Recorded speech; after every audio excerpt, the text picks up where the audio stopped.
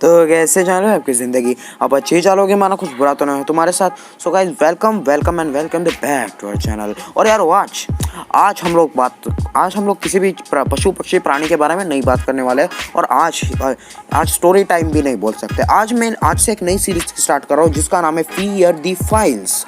और यार ये जो सीरीज़ है इसमें तुम अलग अलग अलग प्राणियों के कहानियाँ सुनोगे। तो आओ यार शुरू करते बिना किसी हरकत के।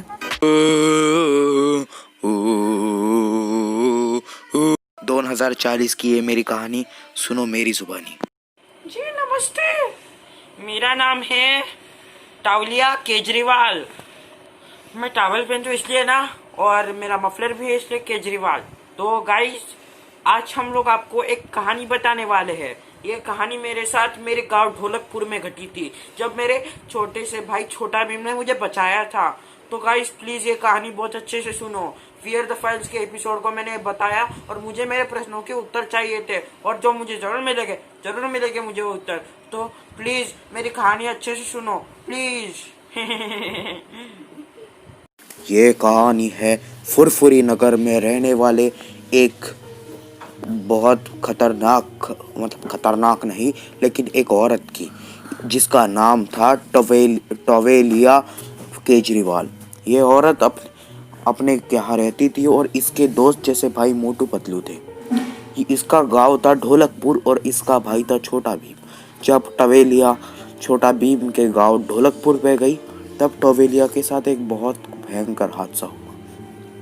उसने इसे संबोधित किया था बरसती मेरा इश्क भूतियाना से। तो चलो हम सुनते हैं कहानी उनकी जुबानी। मैं सबसे पहले तो मुझे जाना था, मेरे गांव ढोलकपुर जाना था मुझे। उसके बाद मैं ढोलकपुर गई। मुझे मेरे मोटू पतलू दोस्तों की बहुत याद आती थी, लेकिन वो क्या है ना, मैं वहाँ जा नहीं पाती थी। हाँ, तो मैं ढोलकपुर गई। राजा इंद्रवर्मा भाग गया था। तब तक राज मेरे भाई छोटा भीम को करना था, लेकिन छोटा भीम बहुत ताकतवर था। हाँ, तो एक दिन ऐसे ही मैं ढोलकपुर में पागलों की तरह भटक रही थी। भटकते भटकते मटक रही थी, मटकते मटकते भटक रही थी, और ऐसे ऐसे करते करते मेरे जीभ को चटक रही थी। मतलब मुझे बहुत भूख लगी थी, मैं भूख से पागल हो रही थी। तब मैं शिवानी मैडम के ढाबे पे गई और वहाँ उसने मुझे मस्त मस्त पराठे खिलाए। वहाँ कीचक भी था। कीचक ने मुझे बोला कि नीली पहाड़ी के पीछे जाओ, वहाँ तुम्हें बहुत बस खाना मिलेगा, लड्डू भी मिलेंगे। लेकिन मैं नहीं गई। फिर मैं टिंटन मौसी के यहाँ गई और उसकी बहन वहाँ आई थी जिसका नाम था टिंटिन मौसी। टिंटिन मौसी बहुत अच्छी थी। उसने मुझे बोला कि कभी भी नीली पहाड़ी के पीछे नहीं जाने का, क्योंकि वो पहाड़ी के पीछे एक बहुत खतरनाक शक्ति है जो अगर हमारे वश में आ जाए तो बहुत ताकतवर हो बन सकती है, लेकिन अगर वो हमारे वश के बाहर चले जाए तो बहुत खतरनाक होगी। हाँ, बहुत खतरनाक होगी।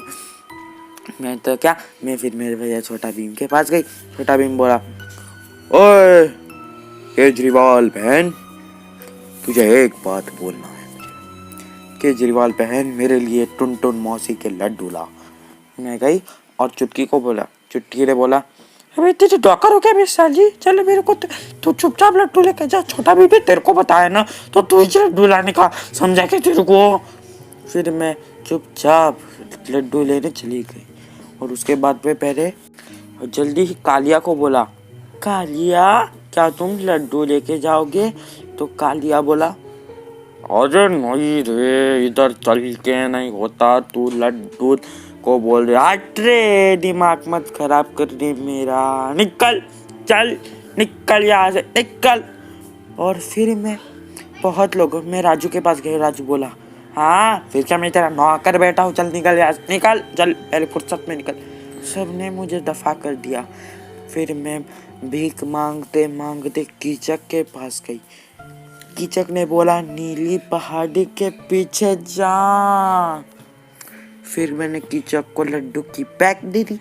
कीचक ने वो छोटा भीम के पास दी और छोटा भीम बेहोश हो गया, क्योंकि उसमें दवाई मिली थी, और मैं नीली पहाड़ी के पीछे चली गई। और तभी मेरे साथ एक बहुत भयंकर हादसा हुआ। उस हादसे को मैं आज भी याद करती हूँ तो बहुत दिल दुख दर्द दुख दिल दुख में रहती है। उस हादसे में एक आदमी मेरे सामने आया और उसने मुझे बोला, क्या तुम इतनी सुंदर सच में हो?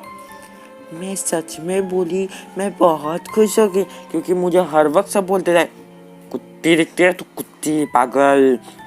लेकिन मुझे आज पहली बार किसी ने मेरी सच्ची ब्यूटी समझी। वैसे तो मैं दिखती हूँ मतलब एकदम खराब, मेरा नाक भारती जैसा है, भारती मैडम जैसा, लेकिन फिर भी किसी ने मुझे बोला कि तुम इतने अच्छी, तो मैं बहुत खुश हो गई। मैं उसके पीछे पीछे गई, बहुत खुश थी मैं, क्योंकि उस वक्त में मुझे बहुत खुशी होती। मैं उसके पीछे पीछे गई, चलती गई, और फिर वो गाना बोलना शुरू कर दिया, तेरे नाल रे बरसती मेरा इश्क भूतियाना मेरा, इश्क भूतियाना मेरा, इश्क भूतियाना। तभी मैंने उसे बोला कि वो इश्क क्या होता है, इश्क क्या होता है वो, टूटियाना। हाँ, टूटियाना होता है। लेकिन वो बोला कि टूटियाना वो टूटे लोगों के लिए होता है, सूफियाना सूफी लोगों के लिए होता है, और भूतियाना भूती लोगों के लिए। तब मैं पहचान गई कि ये भूत है। मैं भागने लगी, लेकिन वो मेरे सामने अचानक आ गया और बोलने लगा, मेरे नाल रे बरसती मेरा इश्क भूतियाना मेरा, इश्क भूतियाना। मैं बहुत डर गई, मैं डर के आगे चली गई। फिर मुझे याद आया मेरे गुरुजी जिनके वजह से मैंने IIT JEE 4 बार पास की थी। यस, जिन्होंने मुझे हर वक्त लेक्चर करते हुए जय महाकाल बोलते थे, इसलिए मैंने भी बोला जय महाकाल।